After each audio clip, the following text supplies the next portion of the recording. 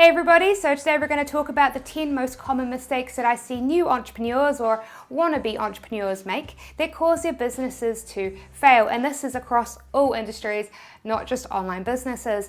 Now we've got a lot to cover, so let's just jump straight into it. 1. They treat their businesses like a magical money vending machine. Seriously, I see it all the time. Most people who say that they want to start and build a new business aren't actually looking for that at all. Instead, they just want a magical money vending machine. A magical money vending machine where if they put $100 in, they'll get $200 back. But funnily enough, it doesn't quite work that way. Here's how it actually works. Most businesses take at least 6 months to turn a profit. 6 months? Really, Sarah? What a scam. Why on earth would it take so long? I want money right now. I'm sorry, but that's extremely unlikely to happen because you see, a business isn't some ambiguous thing that you do to make money. A successful business is when you do these 3 things well. 1. You find or create great products or services to sell. 2. You put those products in front of the right people. And 3. You give those people a great reason to buy. And there is a learning curve at getting good at these 3 things. Some people are a genius at doing them naturally, but like most things in life, the majority of us will have to learn through education and experience. Now, if you choose to live in a fairy tale land where you have unrealistic expectations of overnight success, then you can expect a failure rate of 99.9%. And let me explain why. In a recent video that almost no one watched, I highlighted a subscriber's store, Cayenne. He said, "My print-on-demand business has failed. I don't know what I did wrong." So I took a look at his new business venture. Cayenne's entrepreneurial goals was that he wanted to start a clothing line aimed at pug lovers. And so he had a cute pug cred form by an artist. And then he slapped 2 slight variations of the pug onto 2 t-shirts. One awake and one sleeping. And then he went and slapped it onto socks and a pillowcase because why not? And that was it. That's all Cayenne has done. Basically, he made and advertised 2 slightly different t-shirts and it turned out that nobody wanted to buy it. Here's a radical idea. Try again. Make a new design. It's your first time ever creating a t-shirt design, Cayenne. Why would you expect that your first design would be a $1 million hit? And so as I said to Cayenne, the only reason his pug store failed was because he gave up immediately. Now let's compare Cayenne's response to failure to my good friend, Michael Shee, who designed this t-shirt for dog lovers that has made well over $100,000. When he launches a new t-shirt design, he'll see how customers respond to it. If the t-shirt doesn't make money, he's very happy to tweak the design based off customer feedback and keep tweaking it until he creates a money-making design like this one was here. So it's cliche, but it's true. If Cayenne had kept building on his failed designs like Michael does, then those failed t-shirts would simply have been a delay to his success. Instead, by treating it like a magical money vending machine, he declared his store a failure, and thus he made it a failure. 2. They fall for shiny object syndrome. I know that this is a mistake that I've definitely made when I was first starting out as an entrepreneur. I've got a great idea. I'm gonna start a clothing line. It's gonna be amazing. What's this? Starting a social media agency? Cool, I'm gonna start one of those too. The problem though is that if you fall for shiny object syndrome, then all of your business ventures are almost certainly going to fail. And to figure out why, we just need to do some simple, quick maths. You've only got 24 hours in a day. Most of you watching will spend at least 8 hours at work, and then you'll spend at least 1 hour commuting and preparing for work. After taking out 8 hours for sleep, that leaves you with just 7 hours a day, which is not much time. With those 7 hours, you've got to cook, clean, help out your friends and family, and manage your life. Plus, have some downtime as well, so that you don't go insane and burn out. Most people will realistically be left with 1 to 2 hours each workday to work on their new business. And obviously with weekends you have far more time. Perhaps you are very disciplined and you're willing to work 8 hours a day. That means for most people, you're likely to have around 20 to 25 hours a week at most on average to work on your new business venture. Now consider this, one of the business models that we teach on this channel is opening an online store and then drop shipping products in it. Usually I recommend that most new store owners devote at least 15 to 20 hours a week on their new business, and that's actually less time than most other business models because of the fact that this one is semi-automated. So just think about it. If you are trying to start 2, 3, 5 businesses, you'll literally run out of time to launch any of them. So pick one business and stick to it. 3, they overthink taxes. You know, I recently received a comment from one of my viewers who was watching a video on dropshipping and taxes. I almost don't want to start a business anymore. I don't even know if I should bother. I hate taxes. Well, Dominic, you know what? I hate taxes too. Almost no business owner I know likes thinking about taxes, and one of the benefits when I was working a job was I literally didn't have to give a single thought to my taxes. Here in New Zealand, if you work a job, thanks to a system called PAYE, the government will take taxes out of your paycheck for you. So by giving up my job and becoming an entrepreneur, handling my tax returns is now a new burden that I have. But you know what else I have? I now have the freedom that I am no longer chained to my day job and desk. Thanks to passive income I built from my businesses, since I now don't have to exchange my time for money, I'm fulfilling my life dream of traveling around the world in business class and first class, since I no longer have a salary cap on my income. So sure, I have to spend 1 to 2 days a year working with my accountants to make sure that my taxes are in order. But you know what? I think that's a sacrifice I'm willing to make. 4, they think that their business is awesome, but their customers do not. This here was a comment that I received from a subscriber, Emilio. He had just started a new business venture, an online dropshipping store, and wanted me to give him feedback. Now, when I saw that the URL to his store literally had his name in it, I was like, oh no. This store was clearly not set up to serve customers, it was set up to serve Emilio. And as I reviewed the store, that's exactly what I found. The store was, and still is to this day, simply a collection of random products that Emilio likes and is interested in himself. This store is admittedly one of the more interesting stores I've ever seen. It was ugly then, and it's just as ugly now, but I'm not surprised, as Emilio has built the store with himself in mind, and that makes it much harder to be objective. Why? Because most of you watching, including myself, suffer from illusory superiority, a cognitive bias that makes us think we are superior to others. Another name for it is the Lake Wobbegong effect, named after the fictional Lake Wobbegong town, where it's said that all the women are strong, all the men are good looking, and all of the children are above average. You may have noticed that almost everyone you meet will say that they are an incredible driver and that everyone else is terrible. If you've ever wondered why everyone thinks this, now you know. Unfortunately, the Lake Wobbegong effect means that it's actually quite difficult for us to be truly objective about the things that we create and do, which is why analytical data can help us do that. A year ago, I made this video about why I thought new dropshipping stores shouldn't sell expensive products. I was proud of it, packed with information, fantastic. And then I looked at the video retention stats. Wow, what a blow to my ego. Yeah, okay. Maybe I was wrong. When I rewatched that video, I realized that especially in the second half of it, I did very little to make it visually interesting. It was mostly just me sitting and talking directly to a camera.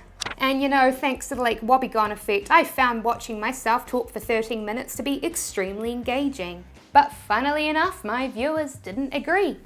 Ever since then, I've made a huge effort to vary up my videos visually, even going so far as to hire an animator full-time, and the results speak for themselves. 5, they eat McDonald's. So earlier this year, I was in Canada visiting friends. A few years ago, they started a new successful business venture, beekeeping and honey. They are an awesome example of a pair of millennials who hated their 9-to-5 life and took action to change it. However, they'd recently been suffering a lot from having no energy and exhaustion, and were struggling to keep up in their business. And so I was very surprised to walk into their house and discover this, McDonald's bags. They said, yeah, we eat it because we don't have enough time to cook. And I was like, no wonder you have no energy. Look, I get it, as a new entrepreneur you have limited time, so you've got to cut some corners to save time. But don't do it buying McDonald's. For breakfast each day, I have the same thing, oatmeal, yogurt and coffee. For lunch I have more coffee, yogurt, some vegetarian sausages and almonds. And then for dinner I have lots of vegetables that I chop up and throw into an oven for 30 minutes, along with some more vegetarian sausages. Plus some snacks, of course. And guess what? Not only is the food healthier and cheaper than McDonald's, but it's faster for me to prepare this than go through a drive-thru to get a Big Mac. In the beginning, your business relies on you. In the future, you'll build up passive income and be able to take breaks with less consequences, but at the start, you can't just call in sick.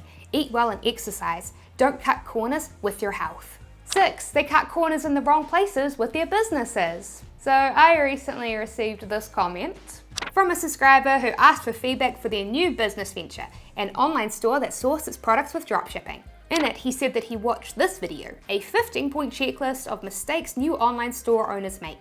He said he watched it and made none of these. And so I decided, alright, let's see if he has indeed followed the 15-point checklist.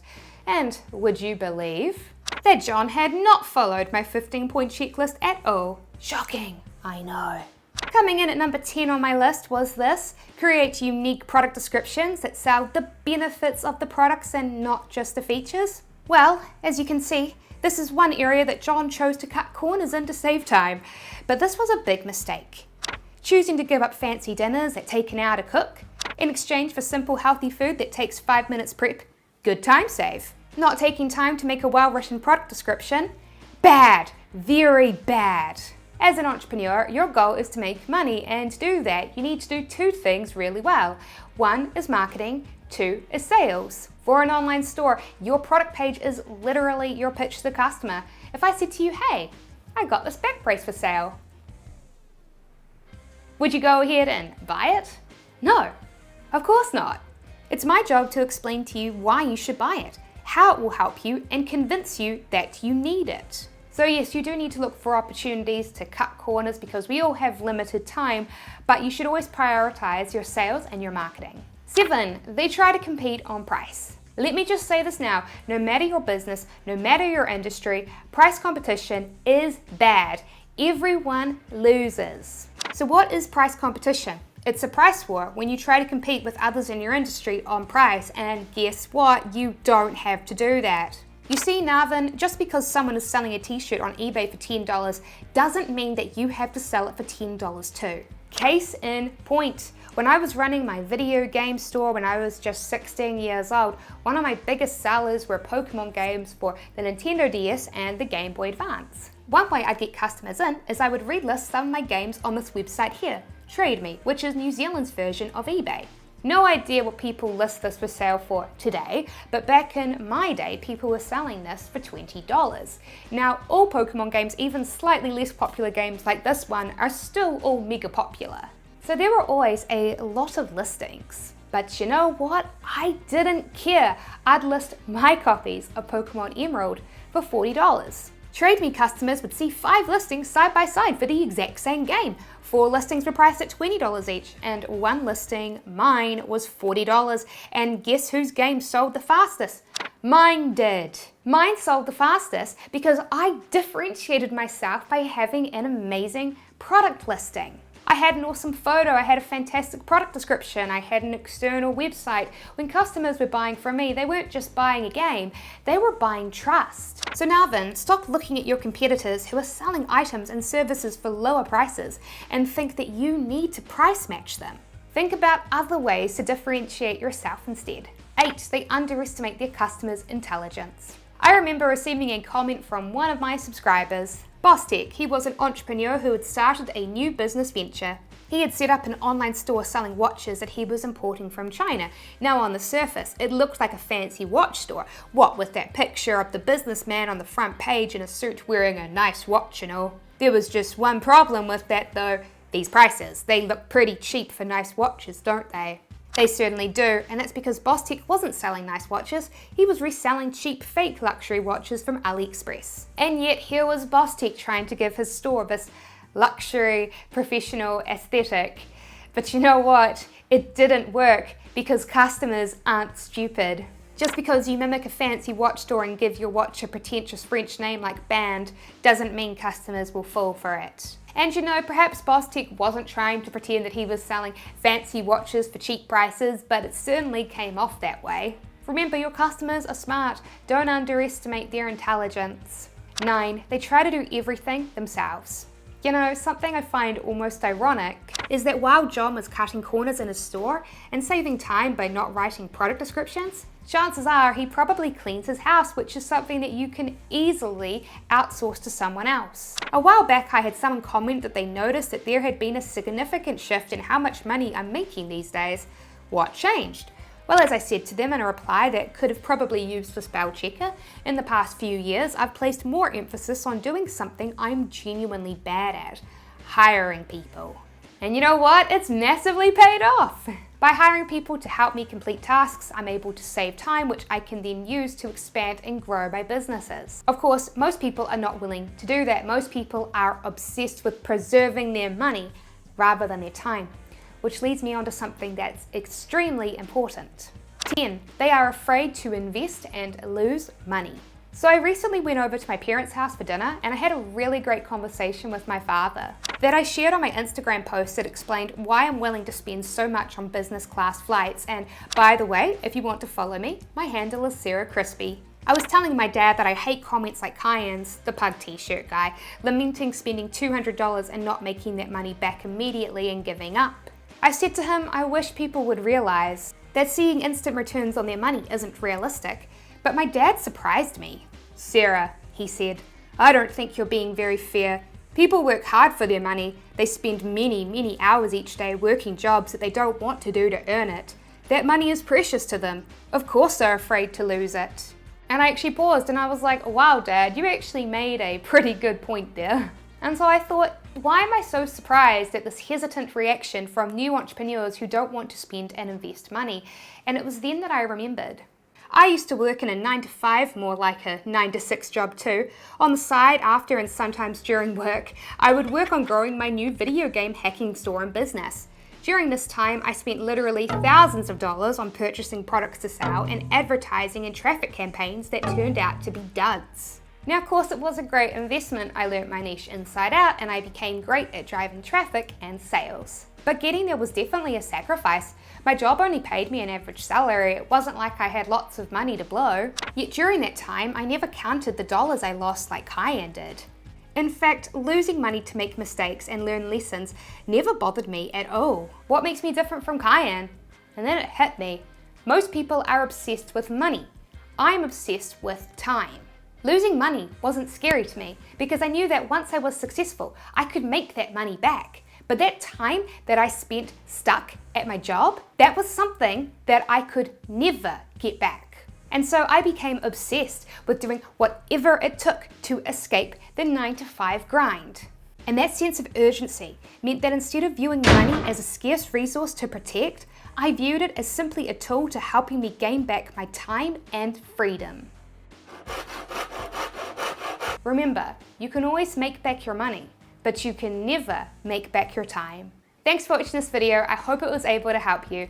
And if you are a wannabe entrepreneur who wants to start their own business, but you don't know how, then you should be sure to download our free ebook, The 6 Steps That 6-Figure Online Stores Follow to Make Over $10,000 a Month. And you'll find a link on how you can download that in the video description below.